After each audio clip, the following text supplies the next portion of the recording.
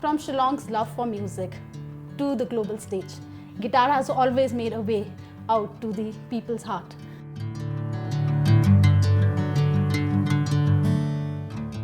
So today we have a special guitarist with us who will be performing in Shillong. Let's just talk to him. Hello. Hello, thank you for having me.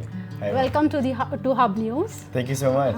Lovely to be here. Okay, so can you just tell us firstly about your journey? How did you start it? Yeah, I started when I was 10 years old, which is actually not that young. Many players start even earlier than that. But my journey became completely accidentally. My father actually just bumped into his old friend in some shop in my town in Poland, where I come from, and they were just catching up, oh, what do you do now, blah blah blah, and his friend is like, oh, I'm a guitar teacher. So my dad is saying, oh, maybe you take my son, 10-year-old son, and teach him some guitar. And the answer of his friend was, I hate children, I will not teach him. So very nice guy, yeah. But he gave my dad a card to a different teacher, and this teacher turned out to be a really incredible mentor. His name was Mr. Pikor. And the rest is history. It's just first the classical music, classical guitar. A few years later I picked up some flamenco music with a Spanish teacher, and then started to experiment with the percussive style and the acoustic guitar, and experimenting more with something a little more unique. So here we are.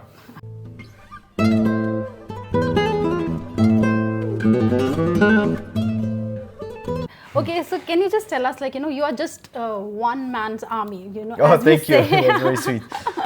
So how did that come up? How did you thought about that? Okay, I will be, starting my own single person as a band. So how did you involve people and what? Well, it was a step-by-step process. And first of all, thank you. It's a nice compliment. I think guitar playing guitar as a profession can be a blessing, but also sometimes a big difficulty, because it's an instrument which has undergone a lot of changes, and now is maybe not as appreciated as it once has been, especially before I was born, in the 80s and 90s. And when I was growing up and practicing guitar, I fell in love with the instrument, but I didn't immediately fall in love with the culture around it, especially in the classical world. Western classical music, it's a lot of toxicity in that world, and I was going to so many competitions and just competing against other kids, and even though I had successes there and I won some really nice competitions, I never felt like it was that fun. I always wanted to be more independent and go outside of the repertoire that was provided to me. This is where first flamenco happened, and in flamenco, of course, you play with other people, but the guitarist is really the center point of the performance. Maybe you have some of the palmas, the clapping, the rhythms. Maybe you have someone dancing, sometimes singing, but really it's all about the guitar as the centerpiece of the band, and that I really loved. So I was doing that for a little while. But then again, flamenco is folk music. And folk music, again, is quite hard to break through and show more and more people in the world what the guitar is capable of. So this is why this more independent and kind of unique style appealed to me, just because I didn't need to compromise. Wow. Okay, so can you just tell us, while coming to India, how did this come up, and having a tour to India, and what is the difference that you saw when you came to India and to other parts of the world? Big difference. India is such a huge place, first of all, there's so many people here, and the cultures differ wildly. So far we've been to Mumbai, then to Bengaluru, then to Delhi, or Gurugram rather, and now in Shillong. And actually each of these places are absolutely different from each other, 180-degree different. I've never experienced that in a single country before. I toured China even many years now, and it's not as varied as India. So this is a beautiful thing. The other thing is that my audiences here are extremely young. Very young, younger than me, frankly, is my typical listener here, which is an amazing thing and something that I don't get to experience too often. There's some countries in the world where it happens, but none to the extent of India. So it's just wonderful because I come on stage and everyone is just screaming, you know, it's like almost like a rock concert, and the energy is so palpable, like it's so real. Usually, like when I come on stage, I need to convince people that this is not a recital, it's a show. But here I don't need to convince anyone. Everyone immediately is set from the get-go, and it's been a blessing. The food has been amazing, the views are amazing. So yeah, all in all, smiles all over.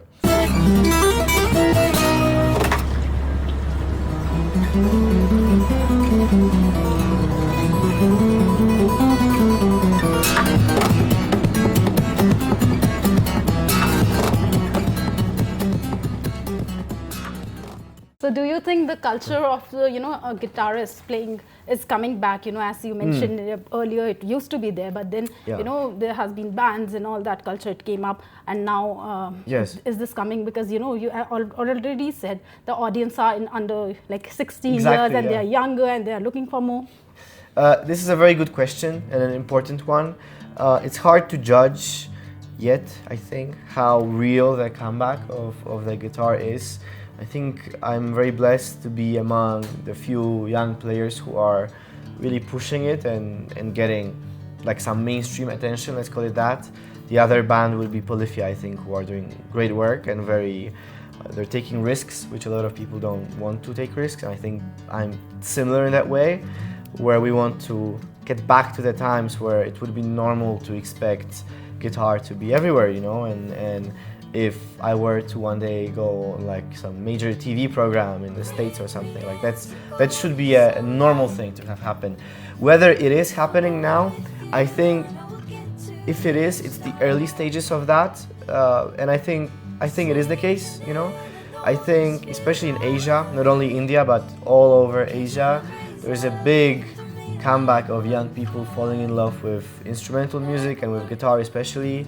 I think acoustic guitar has a very unique appeal because you don't need any equipment to make it sound great. It's an acoustic instrument, and at the same time it's quite rigid, so it's not like the classical guitar where it's like, I think classical guitar is a little bit more like elitist, you know, because it's a very expensive instrument to have as a good instrument, and it's also, the techniques are a little bit gate-kept, if you know what I mean. Acoustic guitar can be a very like universal thing. So like one person that you really look up to, while growing up as a guitarist, or like any star that you really look up to. Yeah. So who's that? Well, I always loved listening and watching people who were the communicators. What I mean by that is that there were some people in the history of music who took a genre of music which was niche and communicated it to the general public. So someone like that would be like Bob Marley, you know? Even though I don't make reggae, definitely not. He took it and he made it universal. Or like Paco de Lucia would be the guitar player that I always admired. Is a Spanish guitar player from Andalusia, if I'm right. And he was playing flamenco at a time where flamenco didn't have much respect, you know, in like the 50s, 60s, 70s. It was more like the typical treatment folk music gets, which is kind of as a curiosity. And he took that and he just blew it up, you know, and the whole world knows what flamenco is, especially if you're a guitar player, you know what flamenco is. And this is my dream, is to try and do that my goal, rather I should say, for the percussive style. So yeah, Paco de Lucia is a good one for guitar. Harmony.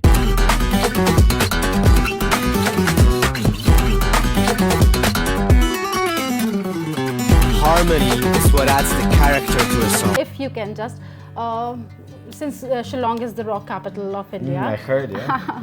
So, there are lots of people who look up to you as a role model. So, one message to them, if they want to pursue their dream, how can they do that? And what kind of practice do they need? Any exposure, any advice you can give them? Well, it's a good question, and I'll answer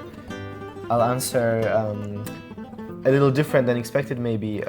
When I met one of my big idols, Steve Vai, is an amazing electric player from America, and I asked him for advice. He told me that he doesn't really give advice and that it's up to the player to pursue their own sort of path. So this is the number one thing, but from that you can extract something, is that originality is the number one characteristic which you should pursue. Yeah, there's so much competition now in the world, and there's so many people who are trying to outdo themselves on the internet especially. So of course you need to have technique, yeah, and you need to have some knowledge of theory. Doesn't need to be much, but you need to have something. But your voice, yeah, originality is something that you can never replicate. Yeah, no one can take that away from you. And it's an amazing feeling now when I can play a concert and then later, you know, I do a meet and greet and there's some guys who like dress as me and they have a similar hair, and it's a wonderful thing. And when you're young, when you're a teenager, it's natural and like you want to embody something which you love. It's a beautiful thing. But as you get older and you try to pursue music professionally, please take risks, you know, and try and be yourself. That I think will do well for you.